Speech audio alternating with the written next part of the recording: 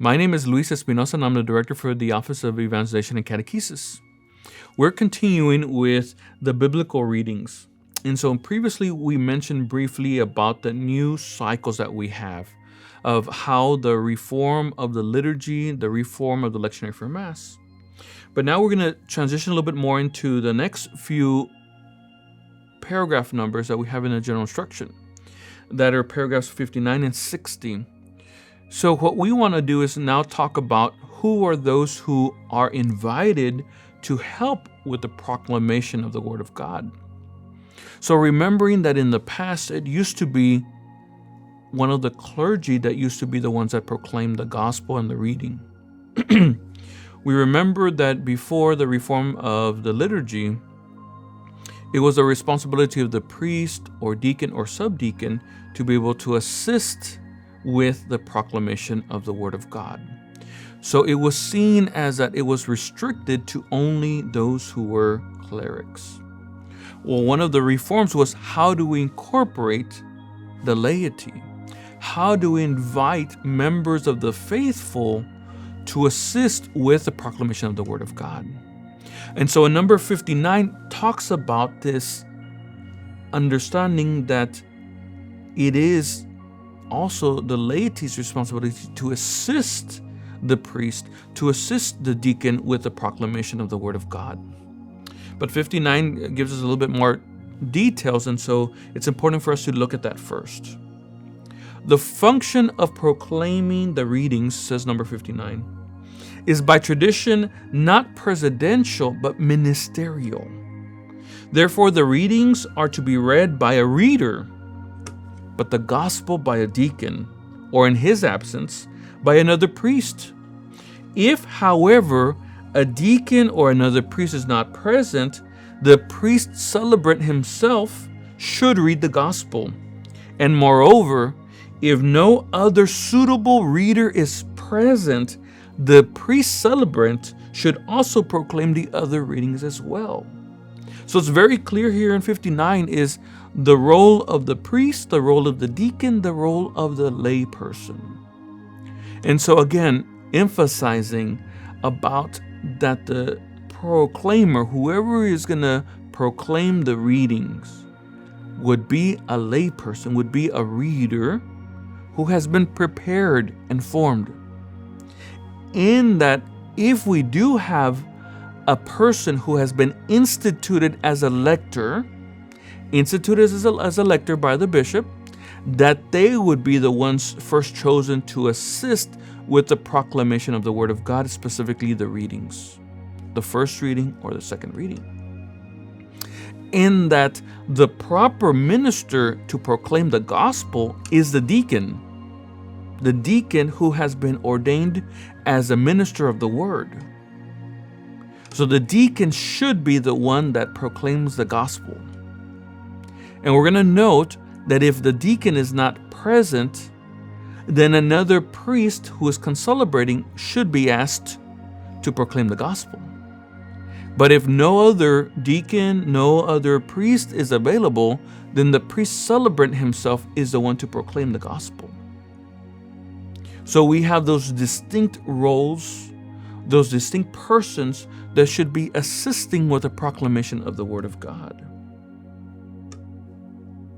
It's also important to note that here in 59, we have a little bit more, another paragraph that talks about what should be done. So it says in 59, after each reading, whoever reads it pronounces the acclamation, and by means of the reply, the assembled people give honor to the Word of God that they have received in faith and with gratitude. So we're going to notice that after the first reading, after the second reading, there will be an acclamation. And the acclamation being the word of the Lord. And that we as the assembly respond with, thanks be to God. That is our part. So the lay reader, or in the absence of a reader, the deacon or the priest, after the first reading, after the second reading, say, the word of the Lord. And we respond, thanks be to God. So number 60 then continues and talks more about the gospel. So again, remembering that the proper minister for the proclamation of the gospel is the deacon. That if there is no deacon, another priest who is concelebrating, or the priest celebrant himself proclaims the gospel.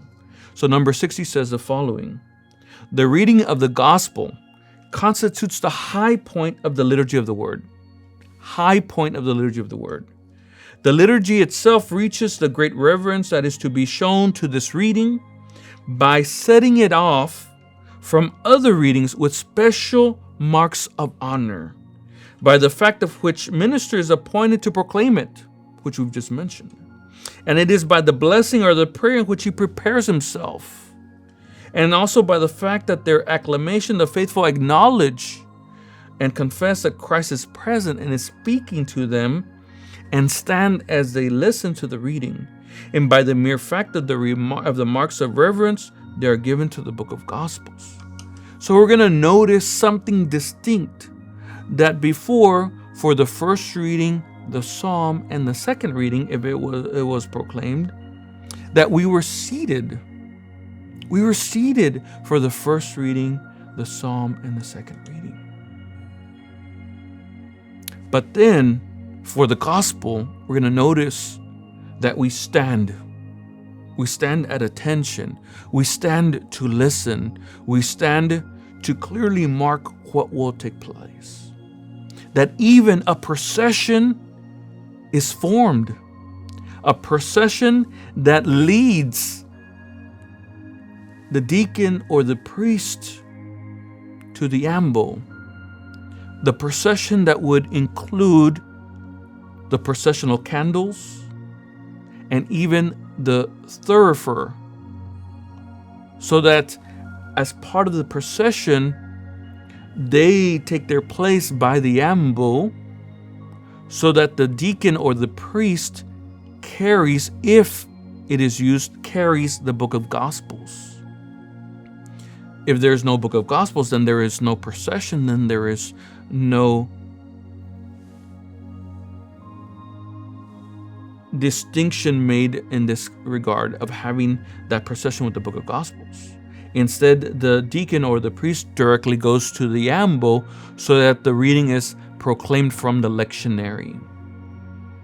But the ideal is that we do use a book of the Gospels, so that book is what is taken in procession, that it is from the book of Gospels that we will hear the gospel proclaimed.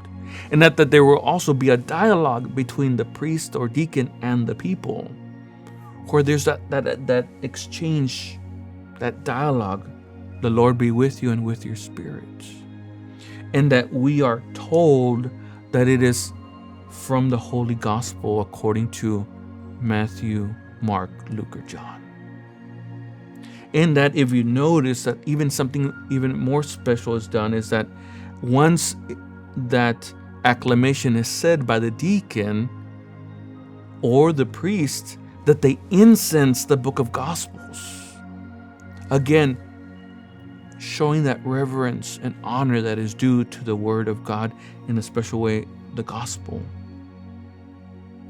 In that, even at the end of the proclamation of the gospel, after the gospel is proclaimed, that if it is a pontifical mass, if it is a mass where the bishop is the main celebrant, the principal celebrant, if the bishop is a celebrant, then the book of Gospels is taken to the bishop so that he may also reverence it. So I want you to pay attention next time you attend a pontifical mass with a bishop, that even the bishop will reverence the book of Gospel once it's proclaimed. And that also, in keeping with tradition, he will take the book of Gospels from the deacon or the priest, and he will bless the people with the book. So it's important that we know these things. The book of Gospels has an important part, or the gospel itself has an important part in the liturgy of the word.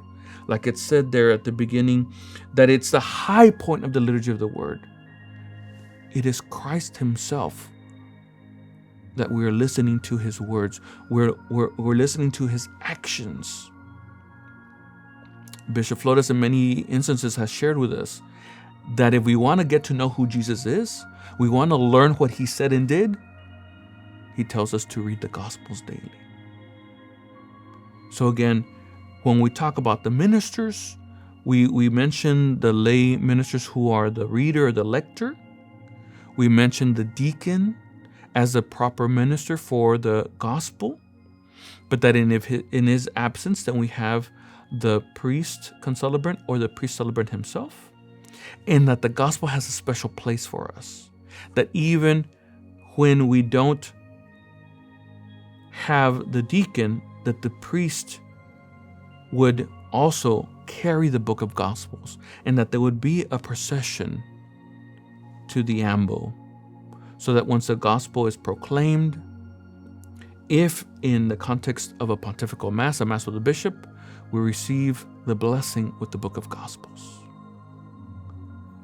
So again, those two things that we have to keep in mind is, if the bishop is celebrating the mass, if a book of Gospels is being used, and what is the importance of the gospel for us in the liturgy of the word.